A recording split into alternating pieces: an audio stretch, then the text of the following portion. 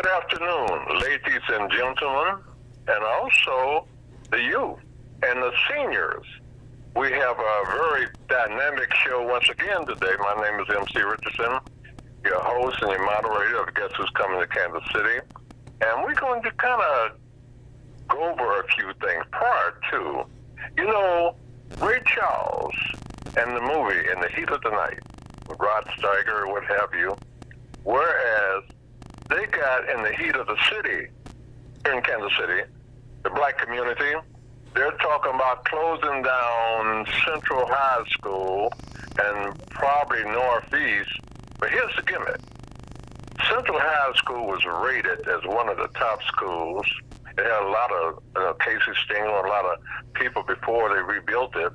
A lot of distinguished people went to Central High School. And they even had the Olympic-sized swimming pool, which people from all over the city would come to Central High School. They had a fencing group, then they got into basketball, then they got into football. But what I'm getting ready to say that they're talking about closing down Central High School. Oh, and the people went wild for a day and a half, okay? Now, what the plot is, we might call it Trumpism, or we might call it white flight, whereas they think about in order to keep you people, did you hear that? You people happy, they will hold on to Southeast with the population, whatever, is lower than Central High School in Northeast. But today we're going to talk about going all the way to the East Coast. But the person's right here in Kansas City that set the tone for us. A good friend of mine, they've known him as a black cowboy. I've known him as the guy who knows how to train trick horses and things like that. A very renowned, not only black cowboy, but he's a hell of a photographer. We'd like to welcome Mr. Rex Trefoy to the show today. How are you doing, Rex? Yeah, everything's going good right now. I was just on my way out to the ranch to check on the horses, but I'm okay to talk. I know we got an appointment here this evening, so I'm ready to roll. Okay, now you said your horses. Do you have any pintos? Do you have palomino? What type of horses do you normally train? I have quarter horses. Okay. Quarter horses are the kind that the cowboys use. The other horses, they have other names of horses, but my horses are Western horses, cowboy horses, quarter horses. I have what you call a black and white paint, and then I have a sorrel with 4 white stockings and a white blazed face. All my horses would be what you call show horses. I have stuff that's very attractive to the audience, like silver saddles and all that kind of stuff. So I've got the old original Hollywood cowboy stuff, none of that 10-cent stuff. The original Hollywood cowboy stuff. I mean, the costumes, the gun holsters, and shirts, and all the horses' gear and everything. Okay, back with Let me ask you this: how do you get the horses when they coach? What's the earliest you start training them? Well, I can start training at kind of any time because I know how to train. I know a horse inside and out because I've been doing it for about 30 or 40 years. And some people can't train a horse just like they can't train a dog. You have to kind of have a gift to be able to do stuff like that. But I can take them and train them and have them ready to go in about 3 or 4 weeks to perform. They won't perform as good as my seasoned horses, but I can get through an act if I just had to have a horse to do a lot of tricks and stuff like that because I know how to train them since I've trained them many, and all of them operate just about the same. Some horses is gifted a little more talent than other horses, just like people are. They'll learn quicker, and some will not learn as quick as the others. Okay, well, that's going to answer for let's talk about this. Most people talk about the people in the South, and otherwise they said people cross the tracks and what have you. But they say how the people from the South compare much better than the people in the Midwest and the North, the West, or whatever, because whatever demand you might say, give them in the South, the black folks want to have the same thing. If it's education, it's for monies and things like they might let them not cross the track as often. But how do you see that as you being from North Carolina? How do you measure the people here in the Midwest? I know you've been halfway around the city, halfway around the country, and you've been all over. But right now, we are very fortunate to have you here in Kansas City and also connected with Ferguson and St. Louis and the people who are on YouTube, people on Facebook, the people on Apple TV, Smart, and iPhone, and also the podcast. And we got some other type deals too. But how do you venture as far as people having to get up and go? Do you think you've done better? You could do better in the South than you can where you are now? No, the Midwest would be better because people out here is more familiar with the cowboys and rodeos, where down south the people are not that familiar. But right now they are being more familiar because it's publicized on Facebook. And since you have your telephone, you can get a lot of information that you never did by watching your telephone. With the black rodeos, they're showing up all over the country now, and they're recognizing that there were really black cowboys, because there's always been black cowboys. In Texas and Oklahoma, they always had rodeos, black rodeos. And people never did know about that, and they're just finding out about that. But that's been going on, seemed like forever about that. But it's always been the Hollywood cowboy where everybody was white in there, and they never did show any black people in there. But now you're getting a chance to see every once in a while a black person walking in the background in the city, or he might have a little part in the movie. So they're just getting around to recognizing that in the movie industry. So well, you know, I was just thinking about this: intruders from cowboys to girls. I listened to that today, and we didn't know how beautiful those women, like them black rodeos they have down in Tulsa, Oklahoma. They have it down in McAllister, rather. They have it all over Tulsa. They used to have rodeos here in Kansas City, out to Benjamin Stable. Then they was out on 139th or 140th and Holmes, and they would bring the people. A lot of them would come in from Oklahoma, and I knew I had a lot of relatives down there. They would participate in rodeo. But you've been here in Kansas City for quite some time.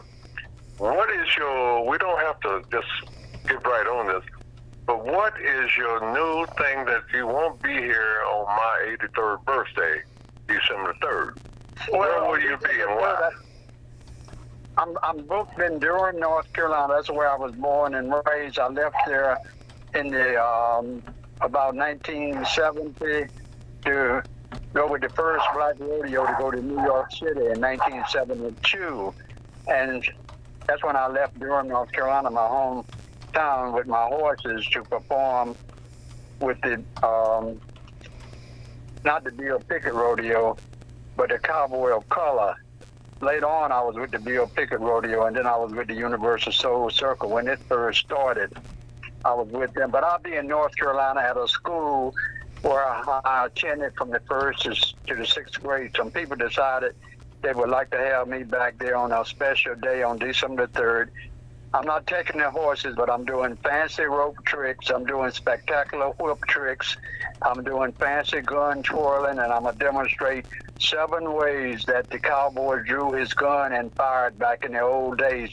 And by the way, cowboys didn't shoot up and do stuff like you see in the movies. The cowboys only used those guns to protect themselves when they was driving cattle against wild animals and someone trying to steal their herd. It wasn't just a shoot up like killing a lot of people. That's a Hollywood type of thing that they started. But anyway, that's what I'll be performing, and I'll do a couple of cowboy songs along with me playing the guitar. So I'll do about a 15 or 20 minute presentation without the horses. And this is for the West End in Durham, North Carolina. I lived in the mid-city where I had to go to the West End when I was a little boy. And that was from the 1st to the 6th grade. And I remember one of my school teachers, Mr. Adolph Coward, he would always call me in the 6th grade Boots and Saddles. That's the name he gave me because I was a cowboy then, Boots and Saddles. So that's what I'll be doing on the West End in Durham, North Carolina on December the 3rd, but I'll arrive there before December the 3rd because I don't go into any place and be rushing. I'm always an hour or two ahead of time with my stuff all set up, ready to perform at the time that they give me, which will be 2 o'clock. That's what time the show starts. Well, let's do this. We got some novices too on the other end, and they may not know anything. Oh, they might, because they might have.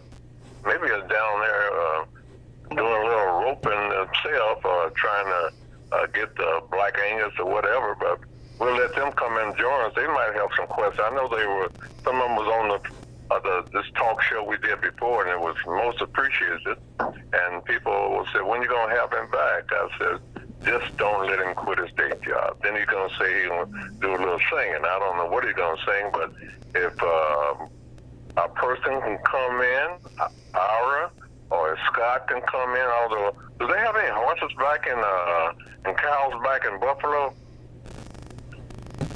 I'm sure they do. I can't get a word out of y'all.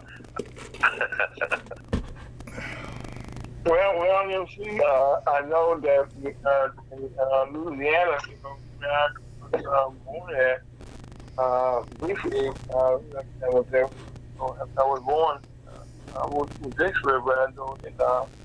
Matter of fact, I was talking to a gentleman today and yesterday. In Dixbury, Mississippi, there was a blacksmith that lived. I said, there's a shop in the alley behind one of the houses that we had, and he made horseshoes, and I used to always be amazed. Okay, what went into actually taking a piece of steel, and he actually know that the horse would be right there, and he just make the shoes. I was always amazed by that. About watching the blacksmith, which nowadays is nothing about blacksmith. Beautiful. Are they still around now? How's that business place? I think he's speaking to you, Rex.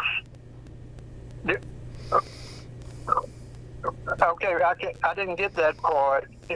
Okay, so I say, they still have blacksmiths now that do horses that make shoes for the horseshoes? How's that working? That's going to do a different way nowadays. I think you're referring to the blacksmith. They used to, whenever they put the horseshoes on or whatever, is that still common?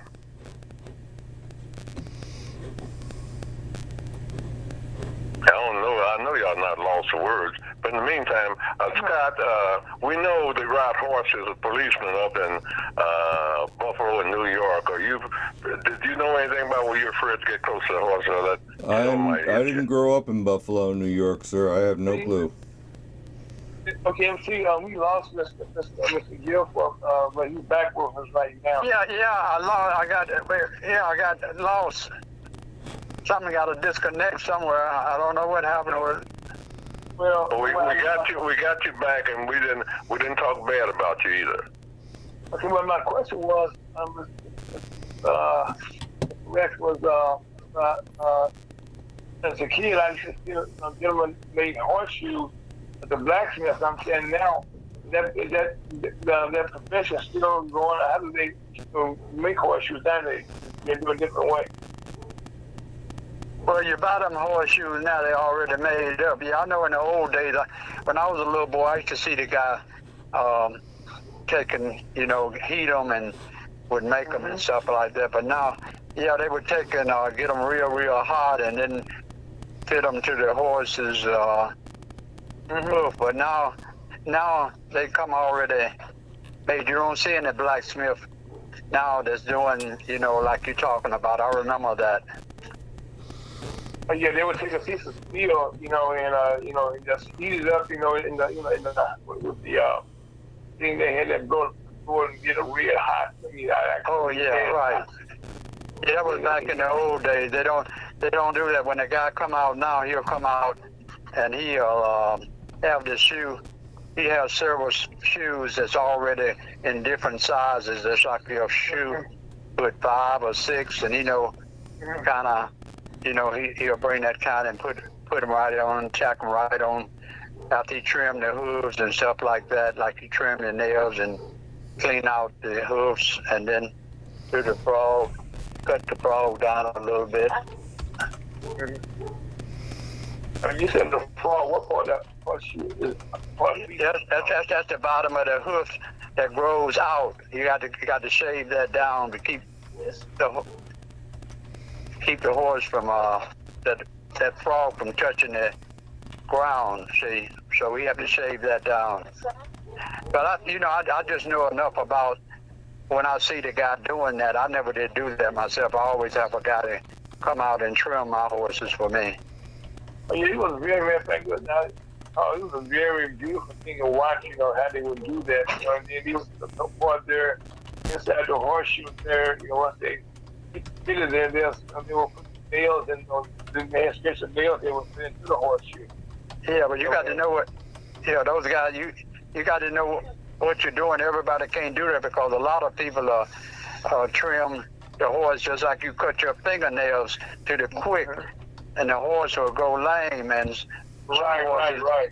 Yeah, and some horses never get over that, and they did. I remember a girl with the Bill Pickett Rodeo. She had a good horse that cost her way up in the money, and she took him to the place that they was teaching people how to horse, to trim horses, and that guy cut him to the quick, and that was the end of her horse. Oh my God. Yeah, no, it was very much hard, okay. I mean, I remember the name gentleman, okay, that that's how you get all big people, bigger man in right back out of the Bishop Mississippi, right on the edge of the river there, and people come in, and like I said, and he was kind of watched it, the nails, and they had to bit them over it, and all that kind of stuff. So something that was you could watch. Yeah, but see, I'm what you call the Hollywood cowboy. I'm the guy to do all the tricks and stuff. The entertainer, like when they bring after the bucking horses, and they bring me on to do the entertainment, the highlight of the thing, do all the fancy. I'm the showman to do all the fancy stuff, Okay. I'm not the guy that ride the bucking horses and the bulls and stuff. I do all the showman stuff, stand on the horse, jump through the loop, twirl the gun and shoot out the balloons, and take the whip and cut the cigarette out of your mouth and cut the fire off the cigarette with my whip. I do all that. That's the kind of cowboy with all the fancy Hollywood cowboy costume. The shirts cost maybe $3,500 to be made.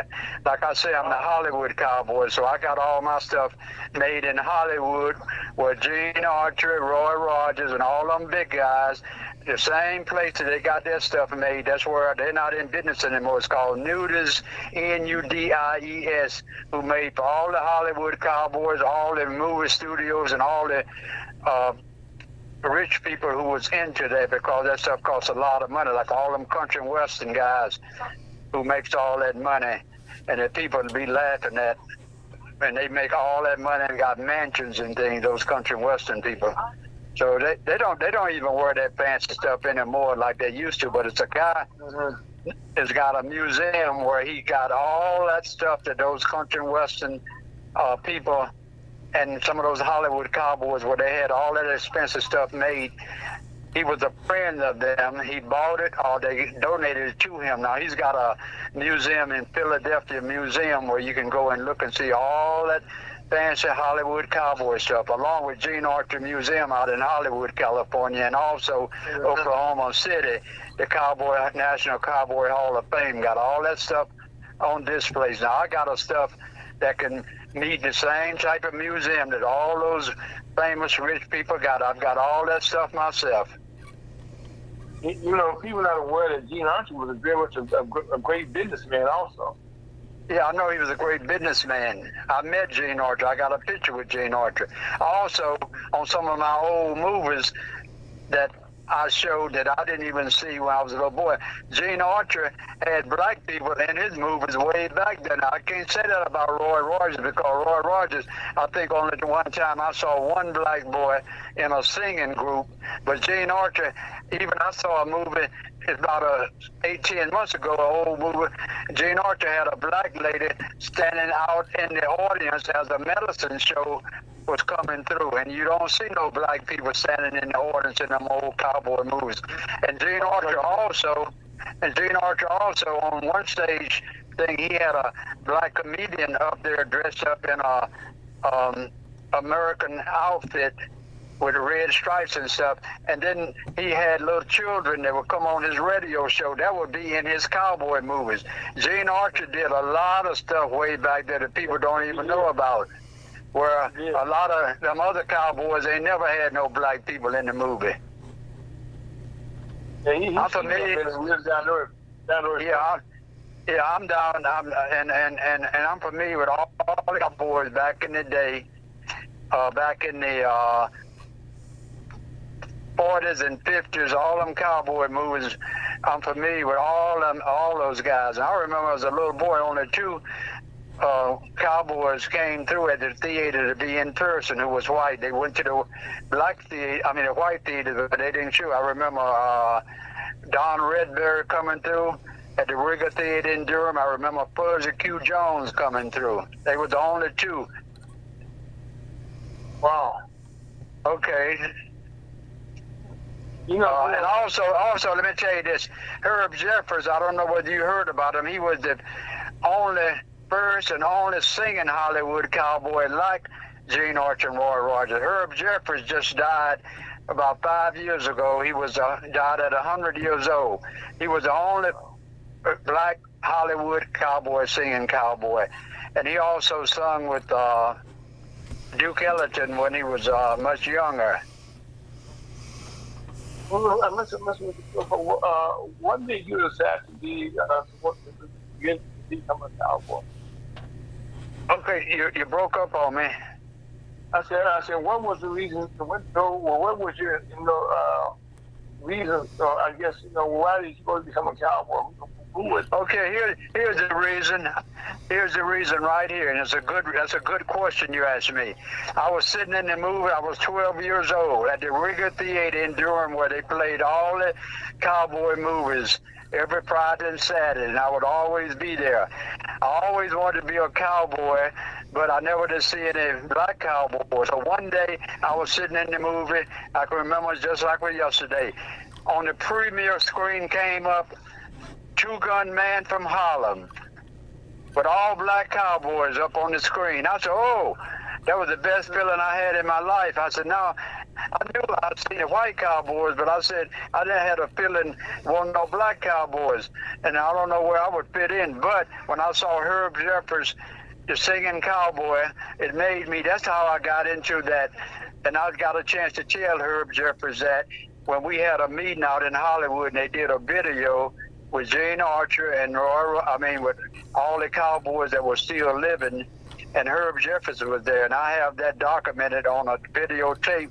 Peter Jennings, at that time, the newscaster, did a story on Herb Jeffers being inducted into Gene Archer Museum. Now, Herb Jeffers, again, was the black cowboy, and they found out that I was a guy that Herb Jeffers had something to do with me becoming a cowboy, and they paid for my trip to come out there.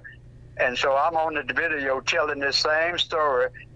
When I was a boy, Herb Jeffers appeared on the screen. I'm telling this to Herb Jeffers, and they recording that. So that's how I became a cowboy. So then I was thinking, as a little boy, see, I had really good, I said, oh, since we don't have a lot of black cowboys, I'm going to be a cowboy, and I can take Herb Jeffers' place. So that's how it happened. And as a kid, I wanted to be a cowboy, and I guess now next question is, are there any cowboy coming behind you that just need a lost profession? Well, they got one boy here in Kansas City that was with Ringling Brothers. He saw me many times in parades and stuff. His name, you can look him up. He's really a big shot. with Ringling Brothers. Look up this name, Andre McLean, Ringling Brothers. He does a few little things like I do, like the cowboy. He train animals and do everything. He lives in Kansas City now, but Ringling Brothers, you know, they stopped doing things. I don't know whether they're going to start back again, but that circus stopped about a few years ago, and so he came back to Kansas City. And we have performed together up in Oklahoma. We did about 10 cities with the Shrine Circus. Now, Shrine Circus, the Shrine people all over Oklahoma, all them people was white people. And that was good for them to sponsor that a circus and have two black entertainers, more than us. In a tough town like Oklahoma, where those prejudiced people are, we traveled. We did 5 shows, Andre and myself. Andre was the ringmaster. I did the cowboy stuff. Then they had some boys out of Chicago, black boys that did the bicycle work and playing the basketball. That's true. They had them on there. So I often wondered how those people felt about that, but they applauded us, you know, with the Shrine Circus. I mean, the Shriners sponsoring a circus. It was a white circus, but they had 3 different black people in that show performing. Well, let me ask you this. You said they was playing basketball. It wasn't the Harlem Globetrotters, was it? And Sweet Georgia Brown. No, these boys out of Chicago, some new young boys. Okay. No, I just looked at Mr. McLean, and he said, from McLean Entertainment, okay, and Andre McLean, look in there. He's been to every city, overseas, and everywhere. And he was the ringmaster of one of their shows, and they had sold-out audience. When you pull up that name, Andre McLean of Ringling Brothers, you can see all the places that boy had gone to. I'm surprised that Tyler Perry or somebody didn't pick up that boy. And as talented as boy was, speaking and singing and doing all those tricks, training animals, but that's the way it is out there. It's over with the black people. You know, it seems like you're out of it. I had him and his wife on one of my shows. Yeah, his wife is from Australia. Argentina. She's a dancer, can play the guitar, do all types of dances. I mean, she's very talented. That girl can do so many things. And Andre is also very talented, can do all that kind of stuff. But that's the way it go, though. You know how it is with all people. We can do all that stuff, but it seems like we can't get ahead to prosper because somehow people... And it ain't all the white people sometimes, and sometimes our own people want to hold you back. Bill Pickett said when he was famous with the 101 Ranch, he said his friends, his black friends, were jealous and envious of him. He would loan them money, they wouldn't pay him back. Yeah, so a lot of things. Even when I was I can say this, when I was with the Bill Pickett Rodeo, I used to meet the people from Oklahoma every year, and seemed like they was kind of envious. So I asked the producer one day, that was Lou Vasson. He was the black guy that started that Bill Pickett Rodeo and gave black cowboys a chance to show what they could do all over the United States. I asked him one day because I'm the guy that never got the big head. I was saying, Lou, I said, a lot of times I said, well, I meet these people every year and they act like they don't want to speak. His words was just like this. This is the words he told me, and this is the way he sounded. Can't do what you do. I said, doggone. I said, I wouldn't think that people would be like that. Can't do what you do, because I could do all those tricks, but I practiced. Look, 10, 15 years, I put 20 years and still practice. I put into that stuff. They could have done the same thing, but they didn't do it.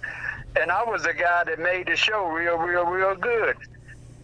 But like you said, couldn't do what you do, so they get the image of it when you come out there and can do a whole lot of tricks and got a horse dressed with a silver sock and dance and do all that stuff.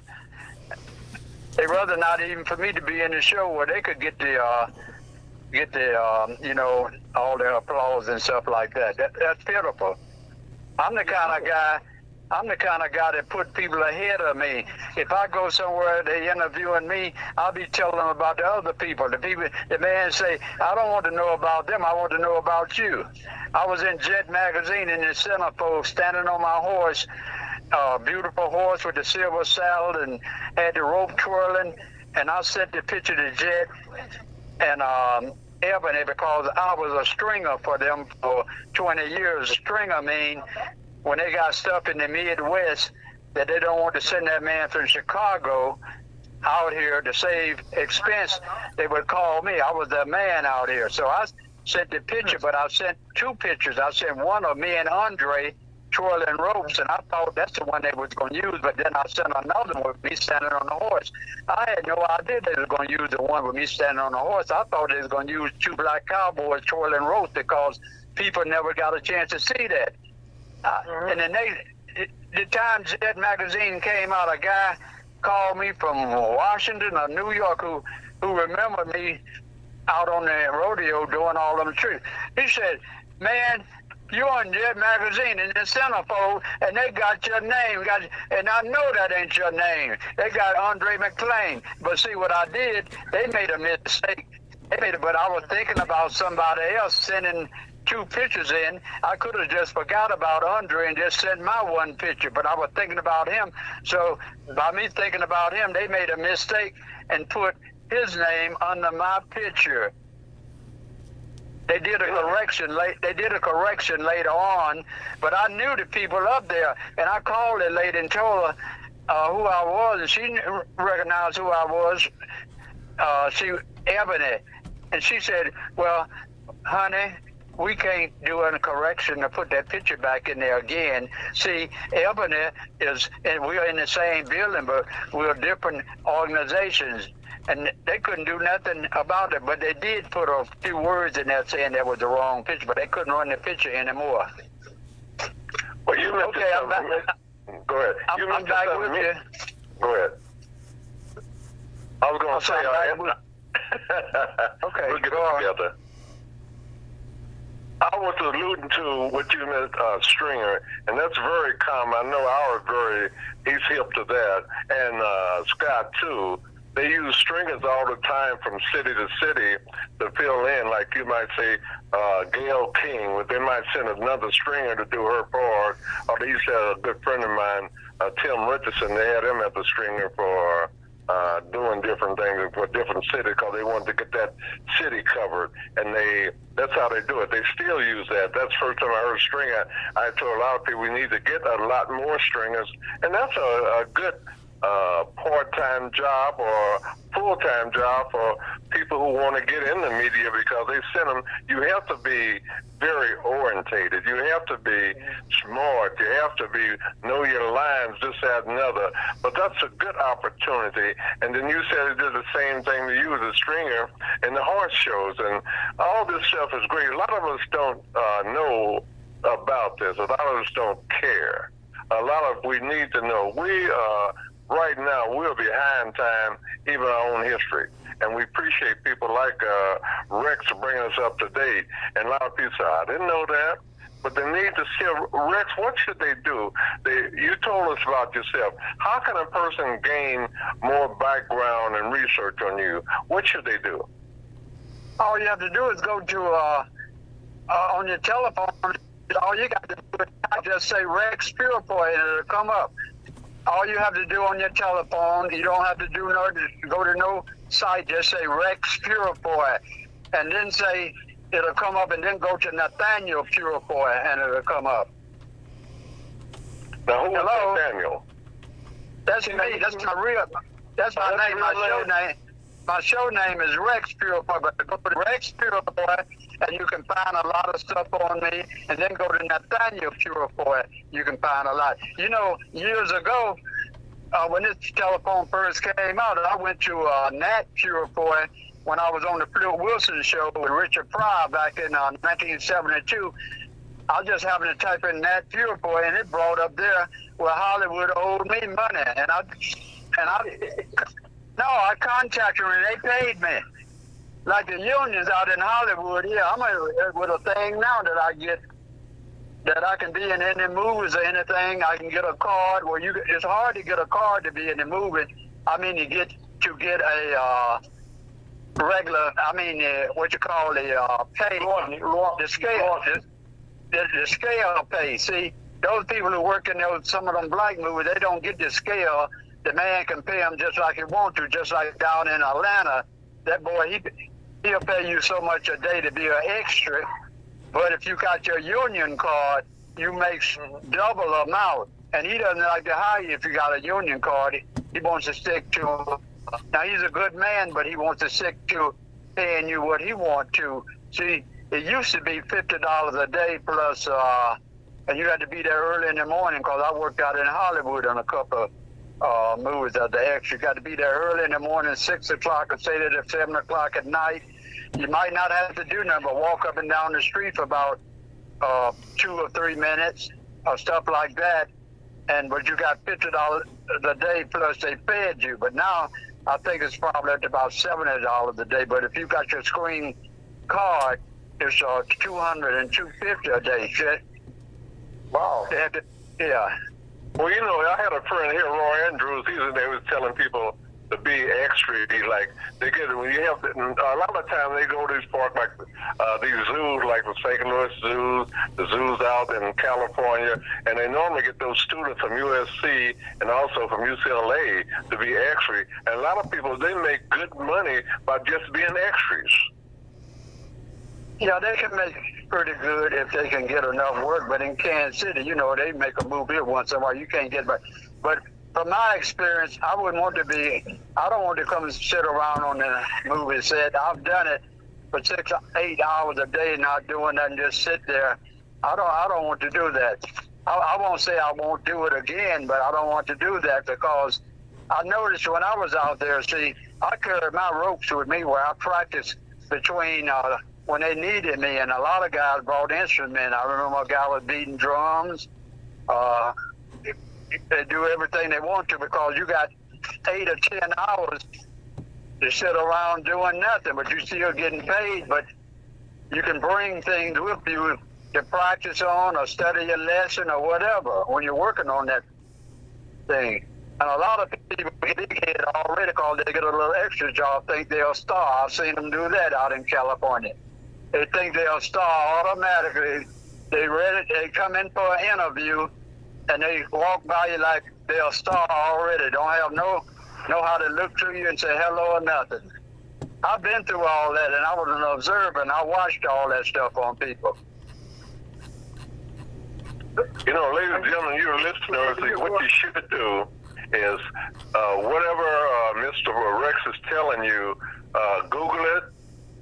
They got all these phones. They got these research things. You could go to libraries and whatever. But we got to start taking advantage of this because a lot of the time when they had Louis Jordan playing a black cowboy in a white flick, okay?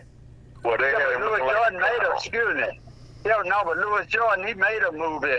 It's called, look this up, Look Out Sister. He made an all-black cowboy movie in Arizona when he went there to live because of his health. So that movie, he made a full Western movie called Look Out Sister. And you pull up that Western movie. It's a real nice Western movie. And that's where I first saw a black guy doing trick riding. And he's in that movie. His name was Bob Scott. I met him at the rodeo after he'd gotten old out in California when we did a rodeo downtown Los Angeles. So, yeah, but and another thing, let me emphasize this also. A lot of these people, which they don't know themselves, a lot of people which they don't know themselves, I'm not talking about just our people, but white ones and the rest ethnic group, they need to tell these children, look, you're going to be there for a moment. You're not going to be there forever. And the people are going to remember you. They're going to remember you if you got the big head and thought you were so big and walk by them and think you're a star and won't speak. Hey, they're going to remember you. And when you come down, look, you're going to be in a little place by yourself.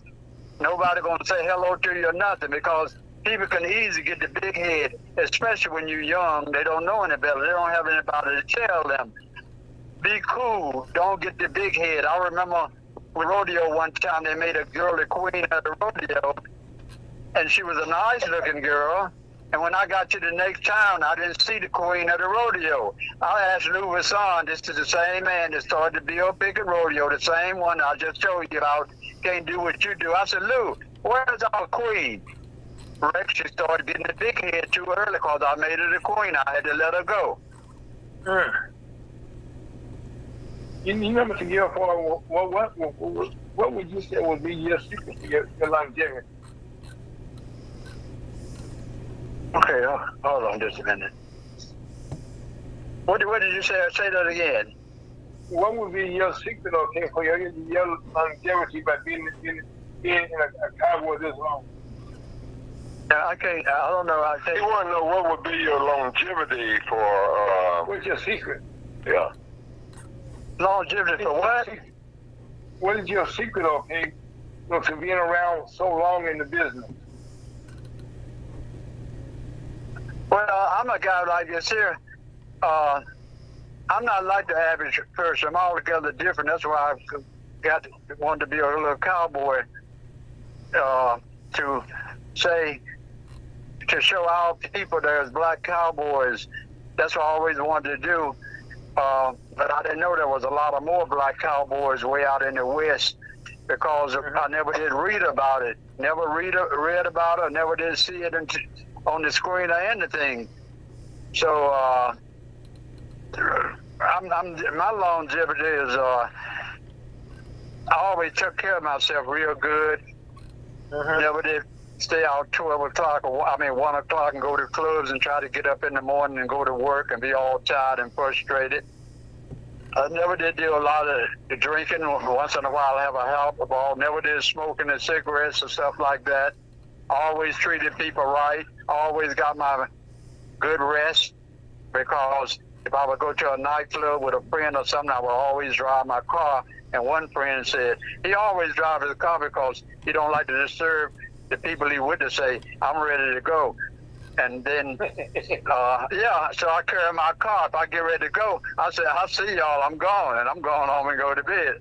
So the longevity is taking care of yourself real good, which a lot of people didn't do. So that's my longevity. And I'm still, like I say, performing and stuff like that. I'm on my way up to my horses right now. I'm going out there to check on them and things. I haven't used them in a little bit since the, COVID and all that this stuff is out here because people are not calling you like they used to. Even if bigger entertainment, if you've been keeping up with the news, they don't even, they just getting back into it. But doing that virus and stuff, they wasn't even getting into work. I remember one famous guy said he had blew all his money because he knew next year he was going to be making plenty of money. And that Corbett, they canceled all his shows. He said he was doing bad. Now, I can say this here. Since I've been in the business, and this ain't no brag or nothing, I never did do bad. Always when I did a show with my people, who I did private shows around Kansas City, when I did shows for the school system, even MC hired me to come and do a cowboy show for a school here in Kansas City. I always paid my help off immediately, whether I had to wait till the check the next day or 2 days later, but I always made an arrangement that they pay me right after the show. And a lot of white people have paid me before I did the show, brought the check right over and handed it to me before I even performed. But I always had money in my billfold to pay my help off. I usually have 2 or 3 people working with me, or at least 2. But time the show is over, I paid them their money. I wasn't like the old people back in the old day where you got to sit around 2 or 3 hours before the man hand you your money and all that old kind of stuff. I've been through that too. I've been through that, sitting around 2 and 3 hours, or 4 hours, or 5 hours before the man bring your money to you. But wait a minute now. Let me go back and say this here. It wasn't the white people that did that. It was the black people. For some reason, I guess they were going with That's what happened when they was growing up as a little boy, and they just can't get out of that. They got to wait 2 or 3 or 4 hours before they bring you money. The last show that I performed down in Sweetport, Louisiana, me and my help had to wait to 3 o'clock in the morning, sitting there after the show was over at 10 o'clock. We had to wait to 3 o'clock in the morning before the man paid us off. Now this is just about that's the way they operate. Unless you put in your contract. Now you put in your contract to be paid right after the show, but you agree upon that. But when you get there, it all changes. That's why Chuck Berry and James Brown and a lot of them entertainers, they start telling you they don't even pick up the guitar before you bring my money ahead of time. Not only little people in the show people, I call myself little people compared to them big guys like Chuck Berry who made all that money. And I've had some of the white guys have told me, said one guy said, I worked at a rodeo show and it was a sold out crowd. At the end of the show, the man who had the money couldn't be found. You know, you Mr. Yelford, and I worked for years, I would work with an agency called Regal Sports here in St. Louis. And I was fortunate enough to be backstage, when the acts were being paid. And I know in those days, I think even today, they would get their money before they went on stage in cash money in those days. If you want, if you're $25,000 or $3,000, even $500, because once they always say, because once you go on the air, go on the show and do a show, okay, you can't you can't get your money. You already performed. Now I've seen this in person myself with my own eyes. I've seen James Brown in Durham, North Carolina, wouldn't even go on before the man, and the man name who brought the shows there, because I used to help him once in a while, Jack Mitchell. He brought a lot of those big entertainers.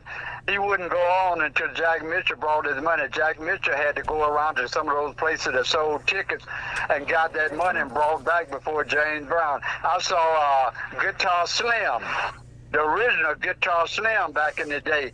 I saw him over in Greensboro. He wouldn't even go on before Jack Mitchell brought his money. Well, certain people like that had a reputation, probably were not the same people, and you get around, okay, you may get paid before you perform. Yeah. That's what I should have been doing down in Texas. There's a guy that used to have me to come down there. I would think I was charging him $2,500 or $3,500 for me and the horse, but anyway, he would always bring me $2,000 and then say, I'm going to have to send you the other $1,000. Now, the only way I got the other $1,000, let me tell you how I got the other $1,000. He wasn't going to send it to me. He would call me and need me back, and then he would send me the $1,000. Now, this is true what I'm telling you.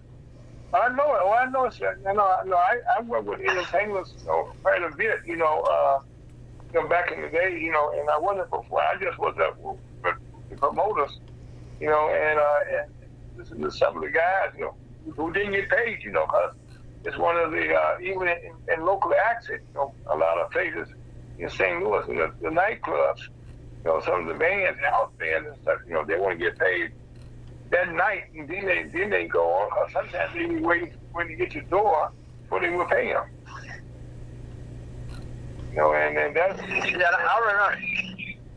I remember the same guy in Louisiana, we went to paid us off at 3 o'clock in the morning, but I noticed it's supposed to have been a black rodeo, but I noticed he would go back in the room and get the money, and it was a white man and a white lady back there. So I said to myself, evidently it must be this white man wasn't putting up the money for the doggone show. He was the one that was paying us off. The guy, he didn't, I think, and I didn't get all my money that night. I got $2,000 that night, $2,000. But look, he was going to send it back to me. But I'm going to tell you the only reason I got it this time that quick. You know why I got it? He called me and said, Rex, they're accusing me, the city council, taking that money and doing something with it. They done caught up with them. See, a lot of them guys go to the city and get funded and tell them they're going to do this and do that. and they keep the money, but they caught up with him. But he was crying on the telephone. He got it straight though because he didn't have to go to jail. But that man was actually just about crying. They got me saying I did this, I didn't do this with the money, and do this and do that, and then but see, he had to send me that money then because he had to make a count for all that money, and they was on him about using the money for something else. So I got that other $1,000 through the mail, but I got it quick. But that's the only reason I got it, because he got caught up in some stuff and had to prove that he was paying that money out to the performers. See what I mean? Yes, sir. Yeah, so that's what happened. Yeah, but now when I go places, and I'll tell the people they're not going to do it. I say, they send me a deposit, but when you get there, they talk real nice. On the telephone, they get there, they change up. They got an attitude looking like, I remember I used to go to Dallas, Texas, the Fierce Fair Park Arena. And this guy would always call me, be the nicest man on the telephone. But when you got there, they act like his attitude done changed, like he looked like you ain't gonna get paid. That's just some of the things, that happen. But I've been a lot of places. That's real life, That's how. That's the other side of people that like a business that people gonna tell you about. Yeah, I know. That's why I tell you, I'm an experienced guy out here. Now, I used to be with contracted under Coors Beer Company. They had a whole lot of money. I made good with them. But I remember one time they sent me a $10,000. They didn't send me a $10,000. They owed me for 2 shows. I think I did 2 shows or 3 shows. They sent $10,000. Well, they sent it to the producer, the same Mr. Vasson, the one that I was telling you about. And I called them and called up there and said, I need my money at your Coors Beer Company. They said, we sent your money 3 weeks ago. They said, Vasson's got your money. And this was the black producer of the rodeo that started the rodeo. Was a nice guy, but that's the way he was. He had my check there and didn't send it to me, had it up there for 2 or 3 weeks. And the girl who knew me from Coors that was traveling around when the rodeo was being presented, she was there with Coors Beer Company, and she said, Rich, we already sent him. I'm going to call them right now and say, why is he holding your money? The next day, I got the special package. Overnight Express had my $10,000 check in there. Yeah, I know. But they get your money and don't want to pay you. I know years ago, my brother-in-law used to work at Ivory Crockett. He worked for Coors, for quite a few years, doing a lot of entertainment acts, the one with Commonwealth contest. That was somebody actually helped design it and gave it to him. Back in those days, it was a contest program for a lot of young black artists back in those days. Yeah. Yeah, so I've been performing since professionally since 1972, so that gets up from some long years. But I was doing a few shows when I was a little boy. I couldn't do a whole lot of rope tricks, but I could do a little enough to twirl it and jump in it. When I was 12 years old, I was working for a place like a bar in Durham, North Carolina, where they sold beer and people stood up at the counter and drank beer. Now, this was a white place, and they had a guy there that tap danced named Sammy Dewey, and they had a man that played the washboard named Washboard Sam, and they had the man that played the piano, Mr. Prison. And so I would do a couple of I was 12 years old, I would do a couple of little rope tricks, and then when I finished doing the rope tricks, I took my hat around and they put money in the hat. And then when the boy tap danced, he would take his hat around and he got money. So we got cut real short, me and the tap dancer, because the piano player and washboard had to take money out of ours for them playing for us. When they played a little music when we did our little thing, so we got cut short. So we wound up making that night, I'm wanted to make $1.50 after they check out their money. But that was a lot of money way back there. We talking about way back in the that was back in the 50s. I'm talking about. It's 5:55, Mr. MC. Yeah. Okay. Well, this is a very good show, but let me get my little spiel in there. I was going to start this show off by saying Ray Charles, Stevie Wonder, MC Richardson, and Legally Blind to see what they're doing at Central High School. But we urge the people who are the listeners to contact people in Kansas City and write letters to the editor. They should fire all those school board members. They're not doing their job. We have to work together. St. Louis, Kansas City, Springfield, St. Joe, and what have you. But I really appreciate, Rex, you have enlightened, especially that guy from Louisiana that's on the other end. And then that guy from Buffalo, he's going to go back. Oh, I didn't know that guy was that sharp. Well, I've been knowing you for a long time, Rex, and I think you do all right. I've been on the street all my life. From a little boy, I've always been self-employed. I've been on the street. I done met everybody from the crooked preachers to the pretty good preachers to the crooked politician to the con artists on the street from New York to Hollywood. I've been out there all my life, and I already got a good God-gifted mind. So, yeah, I mean, I know if you want the true story, the real true story, some people, that one man told me one time, they don't want to hear the truth. But if you want the real truth, you come to me. I can give you the real truth. I can tell you the personalities of just about everybody who's supposed to be somebody here in Kansas City. I can tell you their personality. I can tell you one-on-one, the one that'll speak to you one-on-one, or the ones that'll wait till you speak and then he'll open up. But he'll pass by you because he's got a big title. He won't say nothing. But if you say, hello, Mr. Oh, yeah, hello, how are you? I know them old preachers like that, too. Right. And okay. All right, then.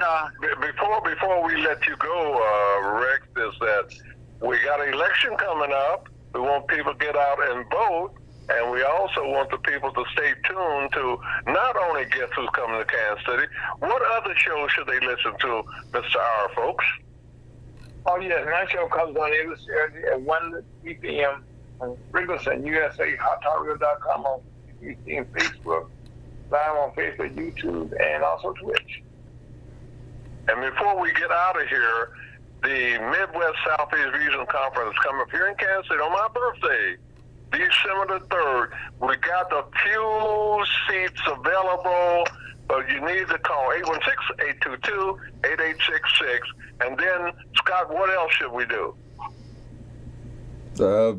Always tune in to Ferguson USA, HotTalkRadio.com, and Facebook, and Twitch, Twitter, Telegram, all of your social media, and your podcast stations.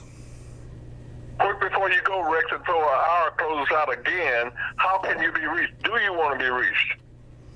No, I told you the kind of guy I am. I can be reached.